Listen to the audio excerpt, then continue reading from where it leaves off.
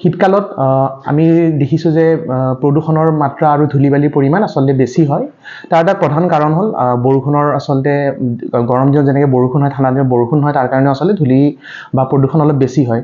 আৰু পাৰ্টিকুলাৰলি নলবাৰী ডিষ্ট্ৰিক্টত বহুত উন্নয়নৰ কাম বৰ্তমান ৰাস্তা ঘাটৰ চলি আছে, যাৰ কাৰণে ইয়াত অলপ প্ৰদূষণ আৰু ধূলিবালি আমি ডে টাইমত খুব বেছি হোৱা দেখা গৈছে।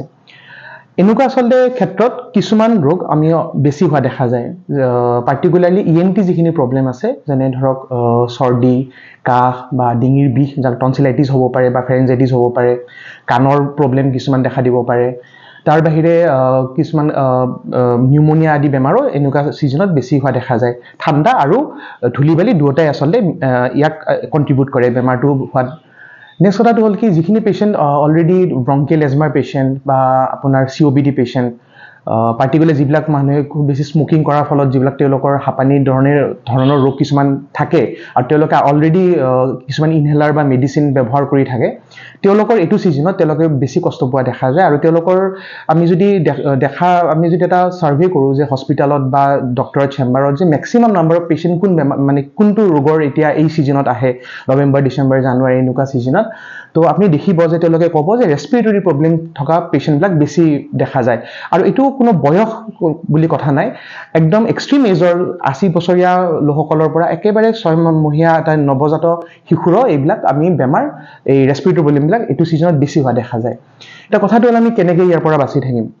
এটাটো হ'ল কি, আপুনি যিমান পাৰে প্ৰদূষণটো এভইড কৰিব লাগিব। এতিয়া প্ৰদূষণ এভইড কৰা এটা মেইন বস্তুটো আপুনি কৰিব পাৰে কি, যিবিলাক আপোনাৰ দৈনন্দিন কাম আছে, তো আপুনি বজাৰলৈকে গ'ল বা আপুনি মৰ্ণিং ৱাক কৰি আছে, ছাপ'জ আপুনি কিবা বেলেগ এটা বেমাৰৰ কাৰণে ডক্টৰে এডভাইচ কৰিছে যে আপুনি ৰেগুলাৰ ৱাক কৰক, তো সেইখিনি যাতে আপুনি পিক আৱাৰ্ছত ডে টাইমত নকৰে, যেনে 9টাৰ পৰা 3টা বজাৰ ভিতৰত এইখিনি সময় আপুনি এভইড কৰিব চেষ্টা কৰিব যিমান দূৰ সম্ভৱ হয়। কাৰণ সেইখিনি সময়ত যান জঁটৰ ৰাস্তাত আপুনি বেছি হ'ব আৰু সেইকাৰণে সেইখিনি সময়ত প্ৰদূষণটো বেছি হয়।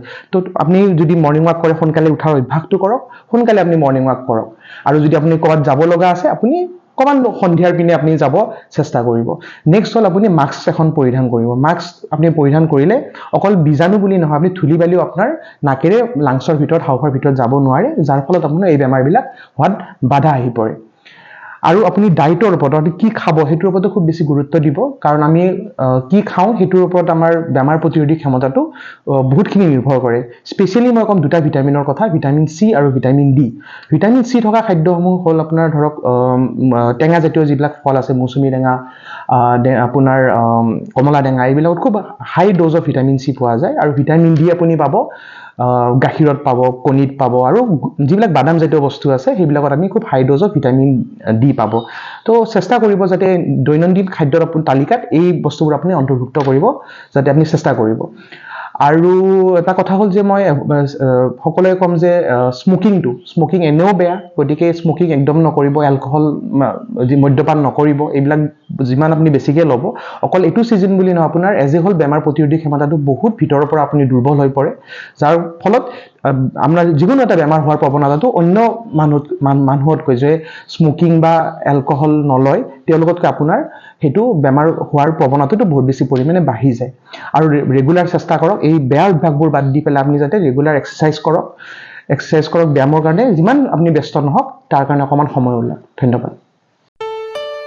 ঘৰত আনন্দ আৰু সম্পৰ্কৰ চমক বজাই ৰাখিবলৈ জৰুৰী হৈছে সকলো আনন্দময় মুহূৰ্তত মৰমৰ উপহাৰ দিয়াটো।